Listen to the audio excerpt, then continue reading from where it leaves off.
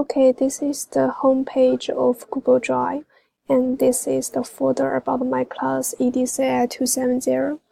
In this folder, I have a folder about my theme is fire safety at home. And in it, I have 3 folders. They are paper, picture, and the presentation. Now if I want to edit a picture, I can choose this folder and choose this button and click on the file upload. Now I can choose the picture what I want to have. For example, I choose this one, open it,